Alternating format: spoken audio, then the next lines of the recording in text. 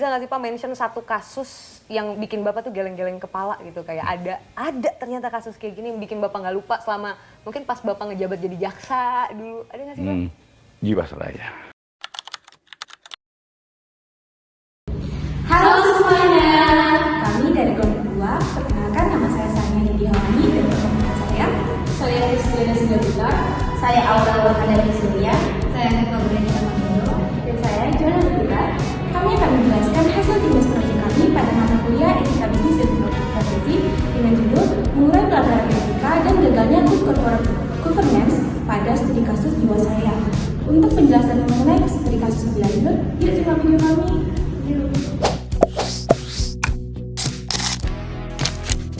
Etika bisnis dan etika profesi merupakan fondasi utama dalam praktik perusahaan modern.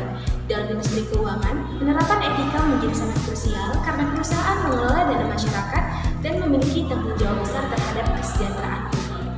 Namun dalam praktiknya, tidak semua perusahaan mampu mempertahankan integritas tersebut. Salah satu kasus terbesar dalam sejarah industri keuangan Indonesia adalah skandal yang menimpa PT Asuransi Jiwasraya Persero. Kasus ini bukan hanya persoalan kerugian finansial negara yang mencapai 16 triliun lebih, tetapi juga menjadi contoh nyata bagaimana pelanggaran etika profesi, manipulasi laporan keuangan, kegagalan tata kelola perusahaan, serta lemahnya perlindungan konsumen dapat menghancurkan sebuah institusi yang telah berdiri lebih dari 1 abad. Melalui penelitian ini, kami ingin mengidentifikasi bentuk pelanggaran etika yang terjadi, menganalisis kegagalan good corporate governance, serta memberikan rekomendasi etis bagi industri keuangan ke depan.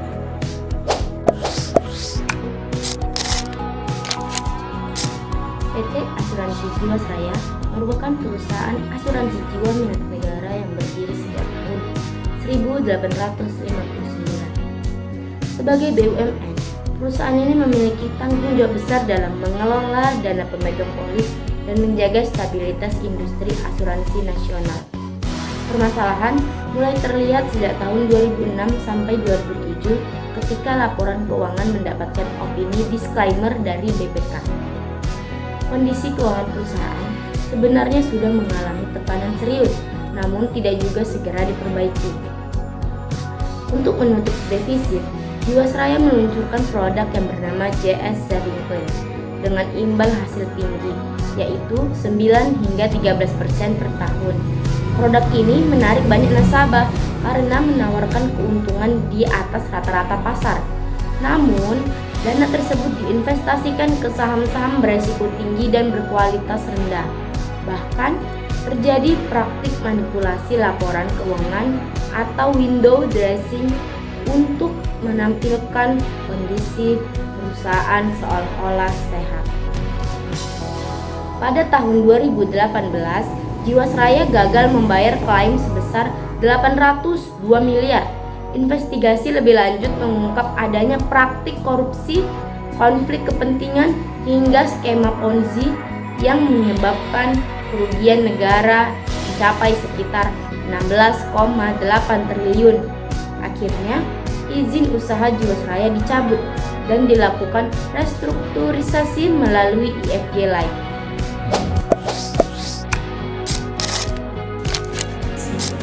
Jika dianalisis dari perspektif etika profesi, kasus ini menunjukkan pelanggaran serius terhadap prinsip integritas dan tanggung jawab fidusiari.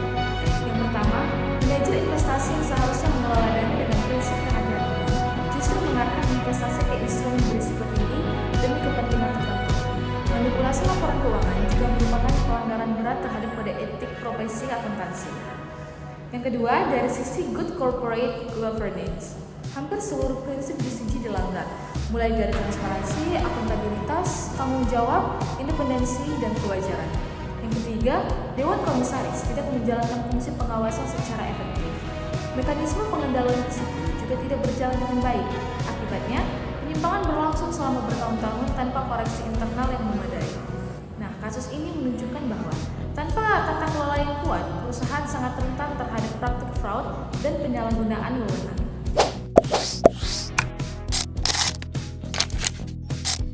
Dari perspektif tanggung jawab sosial perusahaan atau CSR, Jiwasraya gagal memenuhi kewajiban dasarnya, yaitu melindungi dana pemegang polis. Ketidakmampuan membayar klaim bukan hanya persoalan bisnis, tapi berdampak langsung pada kehidupan ratusan ribu nasabah yang menggantungkan dana pensiun dan tabungan masa depan mereka pada perusahaan ini. Selain itu, dari sisi etika pemasaran, produk GS Saving Plan dipasarkan dengan iming-iming imbal hasil tinggi tanpa penjelasan risiko yang memadai. Hal ini melanggar prinsip kejujuran dan transparansi dalam pemasaran. Konsumen memiliki hak untuk mendapatkan informasi yang benar, jelas, dan jujur.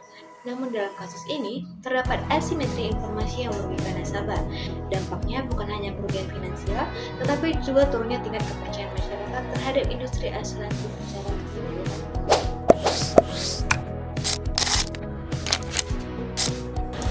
Baiklah, sekarang kita masuk ke rekomendasi dan juga kesimpulan. Nah, teman-teman, dari hasil analisis kami, terdapat beberapa rekomendasi penting. Yang pertama, penegakan kode etik profesi harus diperkuat melalui pengawasan yang independen dan juga sistem whistleblowing yang aman. Yang kedua, penerapan good corporate governance harus dilakukan secara nyata. Jadi ini bukan hanya sekedar formalitas administratif. Yang ketiga, transparansi dalam pelaporan keuangan dan juga pengelolaan investasi harus ditingkatkan guna untuk melindungi pemegang polis. Yang keempat, edukasi keuangan kepada masyarakat perlu diperluas agar nasabah lebih memahami resiko produk investasi. Nah, sebagai kesimpulan dari kasus Jiwasraya, itu mengajarkan kita bahwa kerugian terbesar bukan hanya pada angka triliunan rupiah, tetapi pada pentingnya kepercayaan publik. Nah, teman-teman, etika bukan sekedar teori dalam buku, melainkan fondasi keberlangsungan perusahaan. Jadi ketika integritas itu dikompromikan, kehancuran hanya tinggal menunggu waktu. Nah, semoga studi kasus ini dapat menjadi pembelajaran bagi industri keuangan agar praktik bisnis di masa depan lebih transparan dan juga bertanggung jawab. Terima kasih.